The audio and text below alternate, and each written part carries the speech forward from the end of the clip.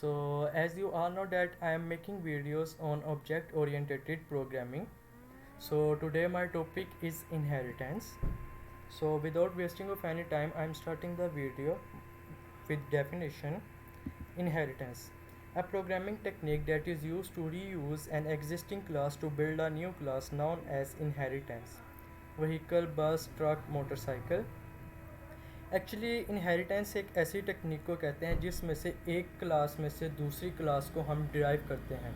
Zone सी derive class होती है उसे हम चाइल्ड क्लास कहते हैं, और जोन सी बेसिक क्लास होती है जिसमें से हम डिराइव करते हैं उसे पेरेंट क्लास कहते हैं। और चाइल्ड क्लास के अंदर पेरेंट क्लास की तमाम करैक्टरिस्टिक्स मौजूद होते हैं। एज ये आप देख सकते हैं कि व्हीकल एक मैंने पेरेंट क्लास बनाई है और उसकी मैंने सब क्लासेस बनाई हैं, बस, ट्रक और motorcycle.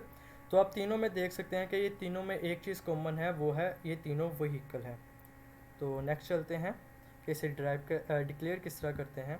Specifying a derived class, the process of specifying derived class in same as specifying simple class. Additionally, the reference of parent is specified along with derived class name to inherit the capabilities of parent class. Syntax, class, सब class का name जो सा होगा वो लिखेंगे, आगे colon, colon इसमें reference point होता है, आगे स्पेसिफायर और पेरेंट क्लास। स्पेसिफायर का आगे मैं आपको बताता हूँ कि स्पेसिफायर क्या होता है, और आगे पेरेंट क्लास का नाम लिखते हैं और at the end body of the class. तो नेक्स्ट चलते हैं। Advantages of inheritance: reusability, save time and effort, increase program structure and reliability. तो मैं इन तीनों को आपको इकट्ठा करके बताता हूँ कि इनहेरिटेंस का फ़ायदा क्या होता है।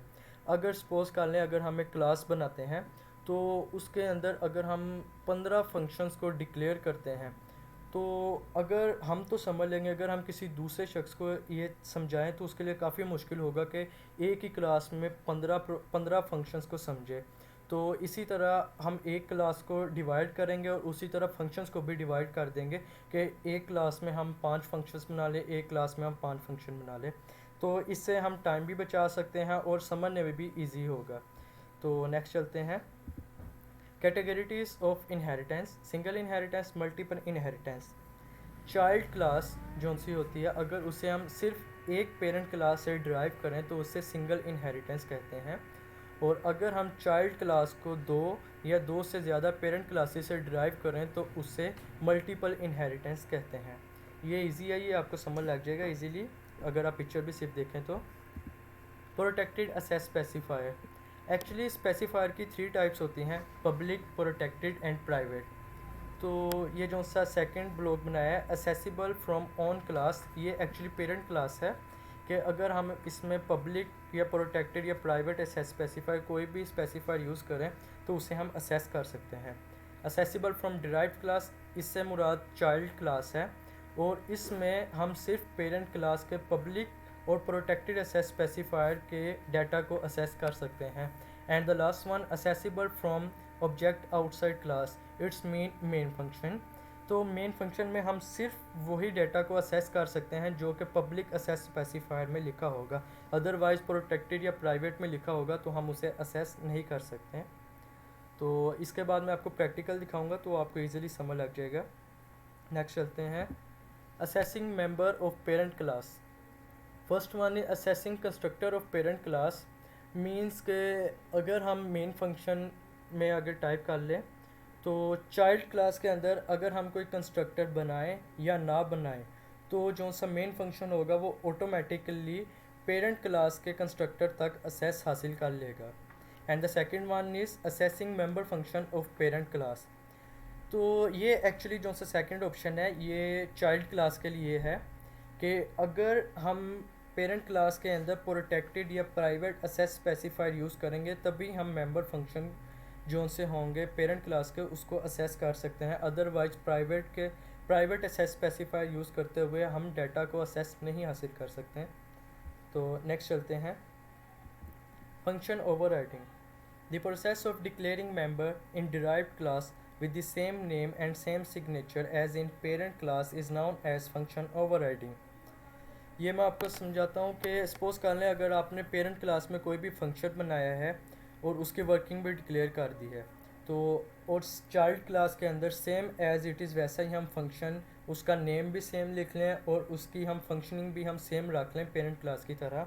तो जब हम मेन फंक्शन में इन फंक्शंस को कॉल करेंगे तो हम दोनों फंक्शंस में हमें डिफ़िकल्टी होगी कि हम कौन सा फंक्शन चूज़ करेंगे। तो नेक्स्ट चलते हैं types of inheritance. Same as it is specified, there are three types of inheritance: public inheritance, protected inheritance, private inheritance.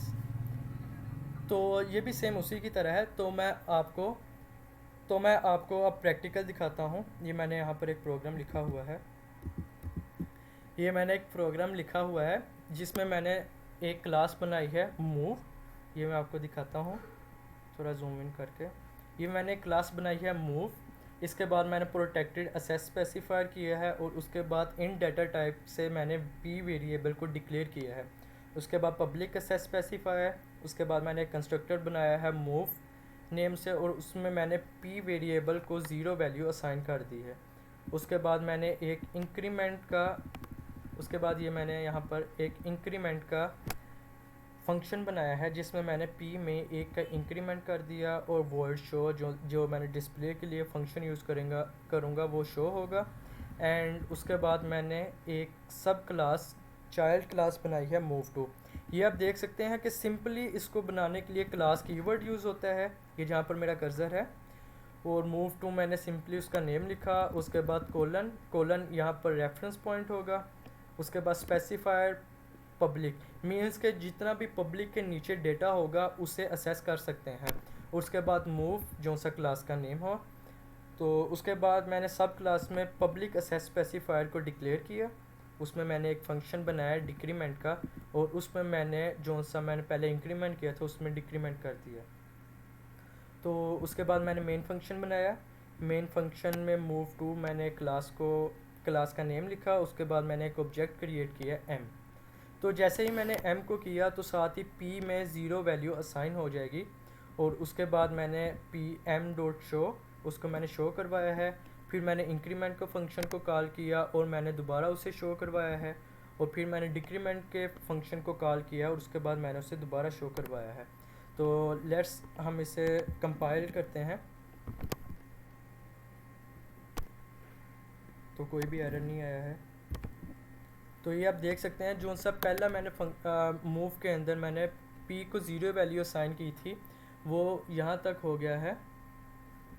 और उसके बाद मैंने उसे शो करवाया था। उसके बाद मैंने इंक्रीमेंट का फंक्शन करवाया तो 1 ऐड हो गया।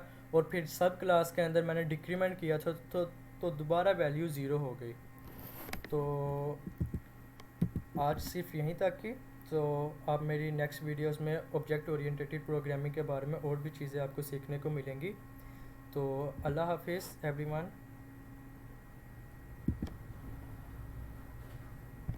ओके स्टॉप करने लगा।